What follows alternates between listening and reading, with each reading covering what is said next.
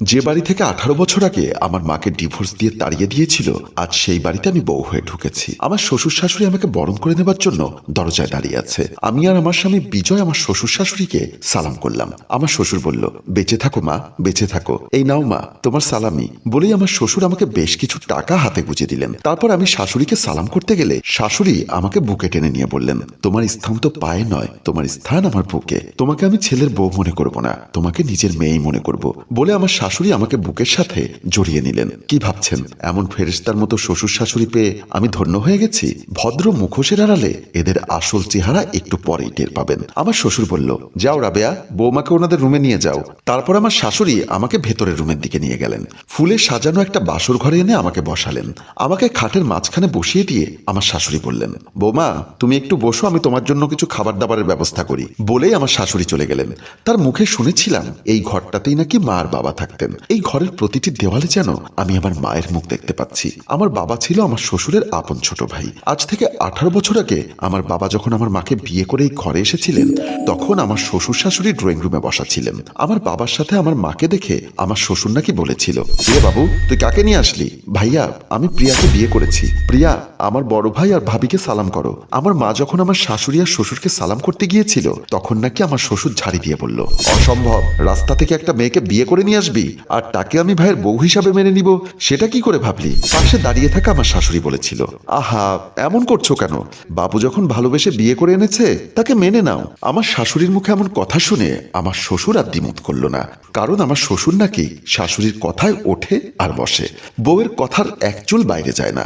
অবশেষে আমার মা এবং বাবা বড় ভাবিকে সালাম করে এই রুমে চলে আসলো। এদিকে আমার শ্বশুর আমার শাশুড়ির হাত ধরে টানতে টানতে নিজেদের রুমে গিয়ে বললেন, কি ব্যাপার রাবেয়া, তুমি নিজেই আমাকে বলছিলে আমি যেন বাবুকে এত সহজে বিয়ে না করাই, আর আজ বাবু আমাদের না জানিয়ে কোথা থেকে মেয়ে একটা বিয়ে করে নিয়ে আসলো আর তুমি তাতেই ওর পক্ষ নিয়ে নিলে? আরে হাদারাম, তোমার মতো অল্প বুদ্ধি নিয়ে কি আমি চলি? কান খুলে একটা কথা শুনে রাখো, বাবু যেহেতু তোমার আপন ছোট ভাই, সেহেতু সে এই বিল্ডিং এর অর্ধেক মালিক। শুধু এই বিল্ডিং না, তোমার স্থাবর অস্থাবর সকল সম্পত্তির অর্ধেক মালিক। তাই আমি চেয়েছিলাম তাকে বিয়ে না করিয়ে অবিবাহিত রেখে তিলে তিলে মেরে ফেলতে, কারণ তাকে যদি আমি ডাইরেক্ট মেরে ফেলি তাহলে আমি আর তুমি হব খুনের মামলার আসামি। আর যদি খাবারে স্লো পয়জনিং দিয়ে তিলে তিলে মেরে ফেলি তাহলে সাপও মরবে, লাঠিও ভাঙবে না।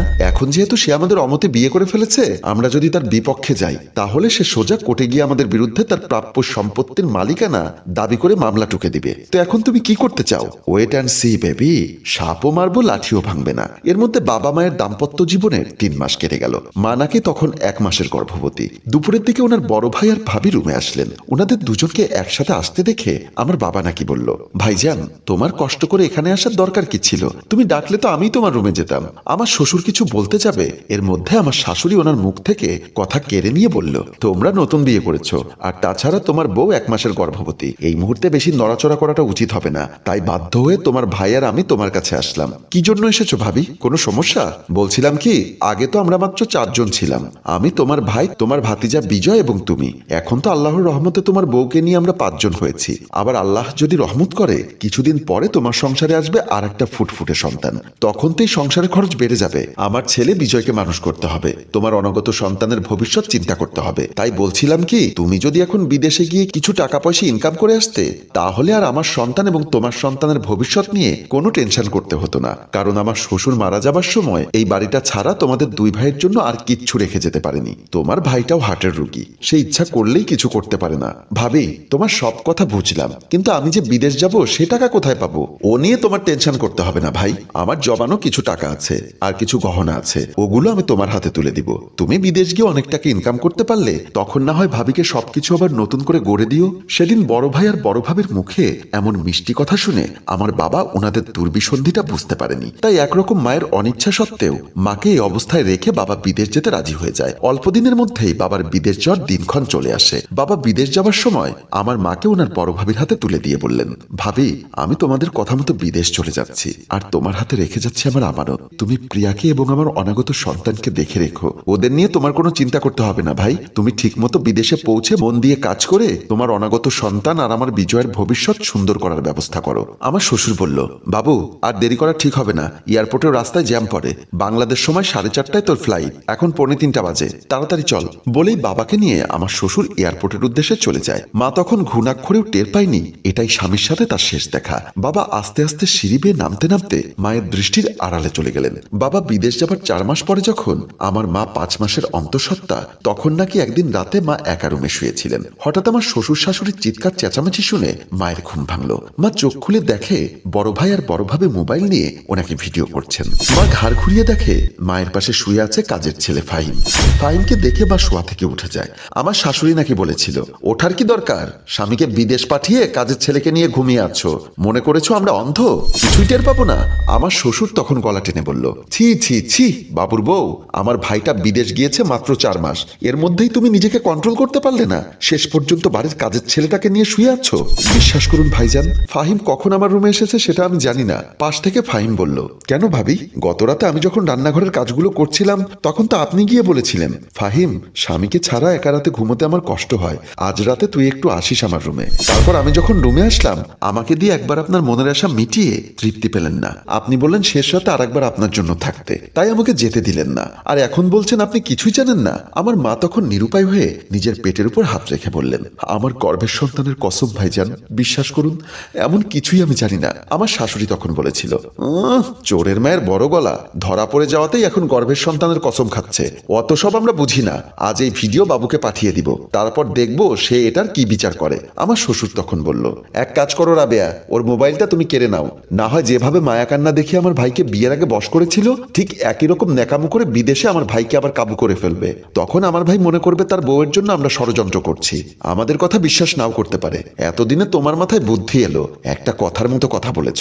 বলেই সেদিন আমার শাশুড়ি বালিশের নিচ থেকে আমার মায়ের মোবাইলটা নিয়ে গেল, কাজের ছেলেটা ওনাদের সাথে চলে গেল, আর আমার মা হঠাৎ করে এমন একটা ঘটনা ঘটে যাবে সেটা সে কল্পনাও করতে পারেনি, তাই এখন সে কিংকর্তব্য বিমূঢ়ের মতো হয়ে বসে আছে। এরপরের দিন আমার মা জায়নামাজের পাটি বিছিয়ে বসে বসে কোরআন শরীফ পড়ছিলেন। এমন সময় আমার শ্বশুর আর শাশুড়ি এসে একটা ডিভোর্স লেটার আমার মায়ের হাতে দিয়ে বলল, কোরআন তেলাওয়াত তোমার বাপের বাড়িতে গিয়ে করো, এই নাও, আমার দেবর বিদেশ থেকে তোমাকে তালাক দিয়েছে। কথাটি শুনে আমার মায়ের মাথায় যেন আকাশ ভেঙে পড়ল। আমার শ্বশুর পাশে দাঁড়িয়ে বলল, বাবু নাকি তোমাকে বিয়ে করার সময় কাজী অফিসে 1 লক্ষ টাকা দেনমোহর ধার্য করেছিল, যার অর্ধেক উসুল আর অর্ধেক বাকি, এই নাও, এখানে 50,000 টাকা আছে, নিয়ে তাড়াতাড়ি আমার ঘর থেকে বিদায় হও। মা তখন কাঁদতে কাঁদতে বললেন, এসব কি বলছেন আপনারা, আমার বাবু আমাকে তালাক দিতে পারে না, আমি একটু বাবুর সাথে কথা বলতে চাই। আমার ভাই ডিরেক্ট বলে দিয়েছে, তুমি যদি ওকে কল করো কিংবা তুমি এখনো আমাদের ঘরে আছো, যদি সে শুনতে পায় তাহলে প্রবাসে সে হত্যা করবে, এই দেশে তার লাশ আসবে, সে আসবে না। সেদিন আমার শ্বশুরের মুখে এমন কথা শুনে আমার মা আর দ্বিতীয় শব্দটি করেনি। আমার শ্বশুরের দেওয়া 50,000 টাকা ওনার হাতে দিয়ে পবিত্র কোরআন শরীফটিকে সম্বল হিসেবে নিয়ে এক কাপড়েই বাড়ি থেকে বের হয়ে গিয়েছিলেন। সেদিন রাতে নাকি আমার বাবা বিদেশ থেকে বারবার কল দিয়েও যখন মাকে পাচ্ছিল না, তখন নিরুপায় হয়ে ওনার বড় ভাইয়ের মোবাইলে কল দিল। তখন আমার শ্বশুর আর শাশুড়ি আপদ বিদায় করে মনের শান্তিতে ঘুমাচ্ছিল। এখানে একটা কথা বলে রাখি, এখন যাকে আপনারা আমার স্বামী হিসাবে দেখছেন, সেই বিজয় তখন থাকতো আমার শাশুড়ির বাপের বাড়িতে, ওখানে থেকে লেখাপড়া করত, তাই এতক্ষণ আপনারা আমার শ্বশুর শাশুড়ির সাথে বিজয়কে একটিবারের জন্য দেখেননি। কয়েকটা রিং পড়ার পর ততক্ষণে আমার শাশুড়িরও ঘুম ভেঙে গেল। কে ফোন করেছে? আমার শাশুড়ির প্রশ্ন শুনে শ্বশুর বলল, বিদেশের নাম্বার দেখে মনে হচ্ছে বাবু ফোন করেছে, তাড়াতাড়ি রিসিভ করো, দেখো ওই হারামজাদি না জানি বাপের বাড়িতে গিয়ে তাকে ফোন করেছেন। আমার শ্বশুর যখন কলটা রিসিভ করে কানে দিল, সাথে সাথে আমার বাবা বলল, আসসালামু আলাইকুম ভাইজান, কেমন আছেন? ওয়ালাইকুম আসসালাম, তেমন ভালো নেই। কেন ভাইজান, কি হয়েছে? সব কথা তো আর মোবাইলে বলা যায় না, আর তাছাড়া তুই আছিস বিদেশে, ও সব কথা শুনলে তুই আবার ওখানে থাকতে পারবি না। কি হয়েছে ভাইজান, আমাকে বিষয়টা খুলে বলুন, তুই বছর 2 পরে বিদেশ থেকে আসলে সব জানতে পারবি। প্রিয়া কোথায়? তাকে পাচ্ছি না, তার মোবাইলটা আজ 2 দিন ধরে বন্ধ, তুই বিদেশ থেকে আসলে তখন তোকে সব কথা খুলে বলবো, এখন তুই টেনশন না করে ওখানে কাজ কর, বলে আমার শ্বশুর মোবাইলের লাইনটা কেটে দিলেন। এদিকে বিদেশের মাটিতে বাবার টেনশনটা আরো বেড়ে গেল। বাবা কিছুটা ঘটনা আঁচ করতে পেরেছেন, তাই বাবা সিদ্ধান্ত নিলেন যত দ্রুত সম্ভব দেশে আসবেন। এরপর একদিন বিকালবেলা বাবা আগে থেকে কাউকে খবর না দিয়ে হুট করে ঘরে এসে ঢুকলেন। আমার শ্বশুর শাশুড়ি তখন ড্রয়িং রুমে বসে পান চিবোচ্ছিলেন। হঠাৎ করে বাবাকে ড্রয়িং রুমে ওনাদের সামনে দেখে ওনারা চমকে উঠলেন। আমার শ্বশুর বলল, আরে বিজয়, তুই কথা নেই বার্তা নেই হুট করে বিদেশ থেকে চলে আসলি, ব্যাপার কি? নিজের টাকা খরচ করে যায়নি তো? গিয়েছে তো আমার জমানো টাকা এবং গহনা বিক্রির টাকা খরচ করে। ইনকাম হোক বা না হোক, তার বিদেশ থেকে ফিরে আসতে কি গায়ে লাগবে? আমার শাশুড়ি মায়ের এমন খোঁচা মারা কথা শোনার পরেও বাবা জিজ্ঞাসা করলেন, ভাইজান, আমার স্ত্রী প্রিয়া কোথায়? আমার শ্বশুর বললেন, তোর স্ত্রী প্রিয়া কোথায় দেখ, বলেই পকেট থেকে মোবাইলটা বের করে বাবার হাতে দিলেন। বাবা ভিডিওটা দেখার পরে নিজেকে আর কন্ট্রোল করতে পারছিলেন না। বাবার মনে হতে লাগলো অনেক বড় একটা পাথর বাবার বুকে চাপা দিয়ে রেখেছে কেউ। আমার শাশুড়ি মা বলল, কত করে বলেছে চাকরের সাথে যা হবার হয়ে গেছে, অন্তত পেটের সন্তানের দিকে তাকিয়ে বাবু সংসার ছেড়ে যেও না। কিন্তু কে শোনে কার কথা? আমাকে সাফ বলেছে, খেতে না পেয়ে বিয়ে করিনি, স্বামী সুখ আদর ভালোবাসার জন্য বিয়ে করেছি। সেই স্বামী যদি তার জীবন যৌবন প্রবাসে কাটিয়ে দিবে তাহলে আমার আর সংসার করে লাভ কি? তার চেয়ে বরং আমি এই চাকরের হাত ধরেই পালিয়ে যাই। বলেই আমাদের কাজের ছেলে ফাহিমের হাত ধরে তোর বউ চলে গেছে। বড় ভাই আর ভাবির কাছ থেকে এমন কথা শুনে এবং ভিডিওতে নিজের সচ্চোখে চাকরের সাথে মাকে শুয়ে থাকতে দেখে বাবা আর বিশ্বাস না করে থাকতে পারল না। হঠাৎ করে এমন একটা ধাক্কা খাওয়ার কারণে আমার বাবা সাথে সাথে স্ট্রোক করে ফেললেন। শুনেছি ওখানেই নাকি বাবা শেষ নিঃশ্বাস ত্যাগ করেছেন। হ্যালো ভিউয়ার্স, এই ছিল আমার বাবা আর মায়ের কাহিনী। আমি সেই ডিভোর্সি মায়ের প্রতিশোধ নিতে কলেজ জীবনে নিজে থেকে বিজয়কে প্রেমের প্রপোজাল করেছিলাম এবং বিজয়ও আমার টোপ লুফে নিল, যার ফলে আমি আজ বউ সেজে এই বাসর ঘরে বসে আছি। আমি যখন বাসর ঘরে বসে অতীতের কথাগুলো ভাবছিলাম তখন দেখলাম বিজয় এসে রুমের দরজা লাগিয়ে মিটিমিটি হাসতে হাসতে আমার সামনে এসে বসলো। আমি জিজ্ঞাসা করলাম, কি ব্যাপার, এমন হাবলার মতো মিটিমিটি হাসছো কেন? অনেকের প্রেম নাকি পার্ক আর সিনেমার হল পর্যন্ত, বাসর ঘর পর্যন্ত আসতে পারে না। সেদিকে আমি সৌভাগ্যবান, কলেজ লাইফের প্রেমকে বাসর ঘরে এনে ছেড়েছি। আমিও ভাগ্যবান তোমার মতো একটা স্বামী পেয়েছি। তোমাকে অনেক সুন্দর লাগছে। প্রেম করার সময় তোমার এমন অনেক কথা শুনেছি, তাই পুরনো কথাগুলো নতুন ভাবে ভালো লাগছে না। তাহলে কি করলে ভালো লাগবে? তুমি আহম্মক নাকি? একজন স্ত্রীর বাসর ঘরে বসে তার স্বামী কি করলে তার ভালো লাগবে সেটা কি তুমি বোঝো না? ও বুঝেছি, তোমার বুঝি আর তর সইছে না। সইবে কিভাবে? শুনেছি ছেলেদের 6 গুণ হলে মেয়েদের নাকি 9 গুণ। আমার 6 গুণ নিয়ে আমি সহ্য করতে পারছি না, আর তুমি 9 গুণ নিয়ে কিভাবে বসে থাকবে? এসো শুরু করি। শুরু করার আগে যে তোমাকে একটা পরীক্ষায় পাশ করতে হবে। আমার মুখে পরীক্ষার কথা শুনে বিজয় ঘাবড়ে গেল। জীবনের সব পরীক্ষায় সে ফার্স্ট হয়েছে, কিন্তু আজ বাসর ঘরে নতুন বইয়ের পরীক্ষায় সে কতখানি সফল হতে পারে সেটাই এখন ভাবার বিষয়। তবুও সাহস নিয়ে বলল, কি পরীক্ষা করবে শুনি? তুমি তো নিশ্চয়ই আমাকে অনেক ভালোবাসো। হ্যাঁ, আমাকে তো আর কখনো তালাক দিবে না, প্রশ্নই আসে না। আমার সবকিছু তোমার আর তোমার সবকিছু আমার, এই কথা তো নিশ্চয়ই মানো। ডেফিনেটলি, এবং আমাকে প্রচুর বিশ্বাস করো, তাই না? সেটা কি আর নতুন করে বলতে হবে? তখনই আমি আগে থেকে লিখে রাখা একটা স্ট্যাম্প আর একটা কলম আমার বুকের ভেতর থেকে বের করে তার সামনে ধরে বললাম, তাহলে চোখ বন্ধ করে এখানে একটা সিগনেচার করে দাও। বিজয় আমার হাত থেকে স্ট্যাম্পটা হাতে নিয়ে পড়তে লাগলো। পড়তে হবে না, ওখানে কি লেখা আছে সেটা আমি বলছি। ওখানে লেখা আছে, আমি বিজয় চৌধুরী, পিতা মমিন চৌধুরী, মা রাবেয়া চৌধুরী। আমার নগদ টাকার প্রয়োজন হওয়ায় দ্বিতীয় পক্ষ নাম জেসি চৌধুরী, পিতা বাবু চৌধুরী, মা প্রিয়া চৌধুরীর কাছ থেকে আমার পিতৃসূত্রে পাওয়া বসত ভিটা বন্ধক রাখিয়া নগদ 50 লক্ষ টাকা ধার নিলাম। আমার এমন কথা শুনে বিজয় অবাক না হয়ে পারল না। সে আমতা আমতা করে বলতে লাগলো, এসব কি বলছো জেসি? তুমি আমাকে কতটুকু বিশ্বাস করো এবং আমার উপর তোমার আস্থা কতটুকু সেটাই বাসর ঘরে মেপে দেখছি। না না, তোমার উপর পূর্ণ আস্থা আমার আছে, বলে আমার দেওয়া স্ট্যাম্পে সিগনেচার করে দিল। তারপর আমি বললাম, এই না হলে আমার দুষ্টু মিষ্টি স্বামী, তুমি একটু ওয়েট করো, আমি বিয়ের কাপড়টা ছেড়ে অন্য একটা কাপড় পরে এসে এখনই তোমাকে খুশি করে দিব।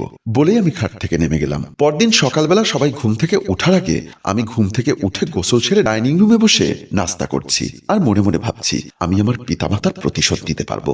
মাকে ঘরে কথা দিয়ে এসেছি, যে ঘর থেকে বিজয়ের মা বাবা তোমাকে মিথ্যা ডিভোর্সের নাটক সাজিয়ে বের করেছিল, সেই ঘরে আমি তোমার সম্মান, তোমার প্রাপ্য অধিকার বুঝিয়ে দিতে সেই ঘরে তোমাকে ফিরিয়ে আনবো। কথাগুলো ভাবতে ভাবতে এর মধ্যে আমার নাস্তা করা শেষ হয়ে গেল। আমার শাশুড়ির ভোরবেলায় ঘুম ভেঙে গেল, হয়তোবা প্রস্রাবের চাপ পেয়েছে। সচরাচর সকালবেলা সবাই প্রস্রাবের চাপ পায়, তাই উনি তাড়াহুড়ো করে খাট থেকে নেমে ড্রয়িং রুমের দিকে চলে আসলেন। উনি ড্রয়িং রুমে এসে দেখলেন আমি সোফাতে হেলান দিয়ে টি টেবিলে পাতুলে সাত সকালে বসে সিগারেট টানছি। উনি হঠাৎ করে আমাকে এই অবস্থায় দেখে ভূত দেখার মতো চমকে উঠলেন। আমি ওনাকে দেখে বললাম, কি হয়েছে, এমন বিচলিত হলেন কেন?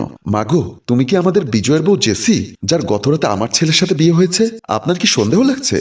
না সেটা না, কিন্তু তুমি নতুন বউ, শ্বশুর বাড়িতে প্রথম দিনে সেই ড্রয়িং রুমের সোফার উপর বসে টি টেবিলে পা টেনে দিয়ে যেভাবে সিগারেট ফুঁকছো, তাতে তো মনে হচ্ছে তুমি মরে ভূত হয়েছো কিনা বুঝতে পারছি না। এখানে কেউ মরে ভূত হয়নি, তবে আমার কথা না শুনলে আমি তাকে মেরে ভূত করে ছাড়বো। আপনি এমন সাত সকালে কোথায় যাচ্ছেন? আমতা আমতা গলায় আমার শাশুড়ি বলল, প্রস্রাবের চাপ পেয়েছে, তাই একটু বাথরুমে যাচ্ছি। ওখানে আমার গোসলের কাপড় চোপড় গুলো আছে, আক্কেল করে ওগুলো ধুয়ে দিয়ে বেলকনিতে শুকাতে দিবেন। তুমি এসব কি বলছো বৌমা? আমি তোমার শাশুড়ি, আপনাকে তো আমি সতীন ভাবছি না, শাশুড়ি ভাবছি বলেই তো এত কথা বলছি। না হলে তো ঘাট চেপে ধরে কাপড় কাচার জন্য বাথরুমে ঢুকিয়ে দিতাম। আমার এমন কথা শুনে আমার শাশুড়ি বাথরুমের দিকে না গিয়ে আবারও নিজের রুমের দিকে চলে যাচ্ছিল। আমি একটা ধমক দিয়ে বললাম, কি ব্যাপার, প্রস্রাব করতে না গিয়ে ওদিকে কই যাচ্ছেন? আমার প্রস্রাবের চাপ কেটে গেছে বলেই উনি দৌড় দিয়ে নিজের রুমের দিকে ঢুকে গেলেন। রুমে এসে আমার ঘুমন্ত শ্বশুরের উপর গিয়ে পড়ল। কি ব্যাপার, তুমি এমন সাত সকালে হঠাৎ করে আমার গায়ের উপর এসে পড়লে কেন? দুনিয়ার মুসিবত সব আমার মাথার উপর এসে পড়েছে, তাই আমি তোমার গায়ের উপর এসে পড়েছি। মানে কি নিজের চোখে দেখবে, এসো বলে আমার শ্বশুরকে খাট থেকে নামিয়ে টানতে টানতে ড্রয়িং রুমের দিকে নিয়ে আসলেন। আমার শ্বশুরকে নিয়ে যখন আমার শাশুড়ি ড্রয়িং রুমে আসলেন, তখনও আমি আগের ভঙ্গিতে সোফায় বসে টি টেবিলের উপর পা রেখে সিগারেট টানছিলাম। আমার শ্বশুর যেন শস্যের মধ্যে ভূত দেখলেন। আমি ওনার দিকে তাকিয়ে বললাম, কি দেখছেন এমন করে? তুমি মানে আপনি কি আমাদের বৌমা? বৌমা নয়, বলুন জ্বলন্ত বৌমা। 19 থেকে 20 হলেই ব্লাস্ট হয়ে পুরো ঘরটা ধ্বংস করে দিব। এমন কথা শুনে আমার শ্বশুর শাশুড়ি ভয় পেয়ে গেলেন। এখনো তো মাত্র শুরু, ওনাদের হৃদয়ে কম্পন তুলে দিতেই তো আমি এই ঘরে এসেছি। আমার শ্বশুর এখন কিছুটা সাহস সঞ্চয় করে বললেন, দেখো মেয়ে, এটা তোমার বাবার বাড়ি নয়, এটা তোমার শ্বশুর বাড়ি। আর তুমি বিয়ের পরদিনই সেই শ্বশুর বাড়িতে বসে সিগারেট টানছো? এত বড় স্পর্ধা তোমার হয় কিভাবে? আমি একটা ধমক দিয়ে বললাম, গলা নামিয়ে কথা বলুন। আগেই বলেছি আমি বৌমা নই, তরতাজা একটা বোমা। শুনুন, এই বুড়ো মহিলা আমার জন্য নাস্তা তৈরি করবে, আর আপনি গিয়ে আমার গোসলের কাপড়গুলো ধুয়ে বেলকনিতে শুকাতে দিয়ে আসবেন। আমার শাশুড়ি কাপা কাপা গলায় বলল, বৌমা, উনি তোমার শ্বশুর হয়, উনি হার্টের রোগী, উনি কিভাবে তোমার গোসলের কাপড় ধুবে? অত সব বুঝি না, উনি আমার গোসলের কাপড় ধুবে, আর আপনি আমার জন্য নাস্তা তৈরি করবেন, যান। আমার এমন কথা শুনে আমার শ্বশুর বলল, মগের মুল্লুক নাকি? বিজয় কই? ওর বউ এগুলো কি শুরু করেছে? বিজয়, এই বিজয় বলে ডাকতে ডাকতে আমার শ্বশুর শাশুড়ি আমাদের রুমের দিকে গেলেন। এসে দেখে বিজয় মনের সুখে নাক ডেকে ঘুমাচ্ছে। আমার শ্বশুর বিজয়টাকে একটা খোঁচা মেরে বলল, এই হারামজাদা, কোথাকার কোন মেয়েকে ধরে নিয়ে আসলি? সে তো এখন ড্রয়িং রুমে বসে সিগারেট ফুঁকছে, আর তোর মা আর আমাকে বলছে ঘরের কাজ করতে। বিজয় শোয়া থেকে উঠে চোখ কচলাতে কচলাতে বলল, এইসব কি বলছো বাবা? তোমার কি মাথা ঠিক আছে? পাশে দাঁড়ানো আমার শাশুড়ি বলল, তোর বাবা আর আমার মাথা ঠিক ছিল, কিন্তু তোর বউয়ের এমন কার্যকলাপ দেখে আমাদের মাথা ঘুরে গেছে। তুই আয় আমাদের সাথে, দেখ তোর বউয়ের অপকর্ম। বলেই বিজয়কে খাট থেকে নামিয়ে ড্রয়িং রুমের দিকে নিয়ে আসলেন। বিজয়কে আসতে দেখে আমি সিগারেটের শেষ টানটা দিয়ে সিগারেটটা ময়লার পাতিলে ফেলে দিলাম। আমাকে দেখে বিজয় বলল, কি ব্যাপার জেসি, তুমি এসব কি করছো? তুমি নাকি বাবাকে তোমার গোসলের কাপড় এবং মাকে সকালে নাস্তা রেডি করতে বলেছো? হ্যাঁ বলেছি, তাতে সমস্যা কি? ওনারা তোমার শ্বশুর শাশুড়ি, মা বাবার মতো। আমার কাছে ওনারা চাকর আর চাকরানির মতো, সাথে তুমিও আমার বিশ্বস্ত গোলামের মতো। বিজয় এবার উত্তেজিত হয়ে বলল, তুমি কিন্তু লিমিট ক্রস করছো জেসি, গলা নামিয়ে কথা বলো। বিয়েতে দেনমোহর কত দিয়েছিলে মনে আছে? পাশে দাঁড়ানো আমার শ্বশুর বলল, এই হারামজাদা, বল বিয়েতে কত টাকা দেনমোহর দিয়েছিস? 50 লক্ষ টাকা। আমার শাশুড়ি চোখ বড় বড় করে বলল, 50 লক্ষ টাকা? সামান্য একটা বিয়েতে এত টাকা কেউ দেনমোহর দেয় নাকি? আমি একটা হাসি দিয়ে বললাম, দেনমোহর তো 50 লক্ষ, এর বাইরেও আপনার ছেলে এই বাড়ি ফিটে আমার কাছে বন্ধক রেখে আরো নিয়েছে 50 লক্ষ। তার মানে আমার দেনমোহরের 25 লক্ষ এবং আমার থেকে বাড়ি বন্ধক দিয়ে নেওয়া 50 লক্ষ টাকা না দেওয়া পর্যন্ত আপনারা সবাই আমার খেয়াল খুশি মতো চলবেন, অন্যথায় চিটিং মামলা দিয়ে জেলে ঢুকিয়ে দিব। আমার মুখে এমন কথা শুনে ওনারা সবাই ভয় পেয়ে যে যার মতো আমার অর্ডার পালন করতে চলে গেল। আমার শাশুড়ি গিয়ে রান্নাঘরে চুলা জ্বালিয়ে দিল। আমাকে বিয়ে করানোর আগে নাকি এই ঘরে একটা চাকরানি ছিল, যেহেতু আমাকে বিয়ে করে আনছে সেহেতু আমাকে দিয়ে ঝিয়ের কাজ করানো যাবে, সেই উদ্দেশ্যে চাকরানিটাকে বিদায় করে দিয়েছিল। এখন উল্টো আমি এসে ওনাদেরকে দিয়ে ঝিয়ের কাজ করাচ্ছি। কেন করাচ্ছি সেটা অনেকেই জানেন না, তারা একটু পর বুঝতে পারবেন। আমার শাশুড়ি অনেক কষ্ট করে রুটি বেলতে লাগলেন। আবার অন্যদিকে আমার শ্বশুর আমার গোসল করে রেখে যাওয়া কাপড়গুলো ধুয়ে দিতে লাগলেন। উনি বুড়ো মানুষ, পারছে না, তবু অনেক কষ্ট করে কাপড়গুলো ধুয়ে দিচ্ছে। ভাবছেন আমি এতটা পাষাণ নির্দয় হই কিভাবে? উনারাই আমাকে এতটা পাষাণ নির্দয় হতে বাধ্য করেছেন। আমি বিকালবেলা খাওয়া দাওয়া করে মাকে কল করেছিলাম। গতকাল থেকে মায়ের সাথে আমার কথা বলা হয়নি, তাই মায়ের সাথে কথা বলছিলাম। এমন সময় আমার শ্বশুর শাশুড়ি বিজয় এসে আমার রুমে বাধ্যগত চাকরের মতো মাথা নিচু করে দাঁড়িয়ে রইল। আমি মার সাথে কথা বলা শেষ করে মোবাইলের লাইনটা কেটে দিয়ে উনাদের উদ্দেশ্যে বললাম, কি ব্যাপার, ঘরের কাজ না করে আপনারা সবাই এখানে কেন? যান, তাড়াতাড়ি কাজ করে নিন। যদি দেখি কেউ বিন্দুমাত্র কাজে গাফিলতি করেছেন, তাহলে সাথে সাথে ঘাট ধাক্কা দিয়ে আমি তাকে এই বাড়ি থেকে বের করে দিব। তখন আমার শ্বশুর শাশুড়ি আমার পা চেপে ধরে বলল, মারে, এ কোন পাপের শাস্তি তুমি আমাদেরকে দিচ্ছ? সে কথা জানতে হলে আপনাদেরকে বিকেল পর্যন্ত অপেক্ষা করতে হবে। বিকালবেলা আমি ড্রয়িং রুমে বসে আছি, আর আমার শ্বশুর শাশুড়ি এবং স্বামী অপরাধীর মতো মাথা নিচু করে দাঁড়িয়ে আছে। আমি ওনাদের মুখের দিকে তাকিয়ে আমার মৃত বাবা এবং মায়ের চেহারায় তৃপ্তির হাসি দেখতে পাচ্ছি। এমন সময় দরজা খোলার শব্দ পেয়ে আমরা সবাই দরজার দিকে তাকালাম। আমার মাকে এত বছর পর ঘরে ঢুকতে দেখে আমার শ্বশুর শাশুড়ি চমকে উঠল। আমার শ্বশুর বলে ফেলল, বাবুর বউ তুমি? হ্যাঁ আমি, আর জেসি হচ্ছে আপনার ছোট ভাই বাবুর একমাত্র কন্যা। আমার শ্বশুর শাশুড়ির বুঝতে বাকি রইল না আমি ওনাদেরকে কিসের শাস্তি দিচ্ছি, তাই ওনারা দৌড়ে এসে মাকে ধরে বলল, বোন তুমি আমাদেরকে বাঁচাও, একমাত্র উপরে আল্লাহর নিচে তুমি ছাড়া আমাদেরকে কেউ বাঁচাতে পারবে না। আমার শ্বশুর শাশুড়ি এমন অসহায় আত্মসমর্পণ দেখে আমি স্বস্তির নিঃশ্বাস ফেললাম। হ্যালো ভিউয়ার্স, আপনারা কমেন্ট করে লিখে দিন জেসি কি কাজটা ভালো করেছে নাকি ঠিক করেনি। আপনাদের প্রত্যেকটি কমেন্ট আমাদের কাছে মহামূল্যবান এবং গুরুত্বপূর্ণ, তাই আমাদের পেজটি ফলো দিন এবং ভালো লাগলে গল্পটি শেয়ার করে সাথেই থাকুন। ধন্যবাদ।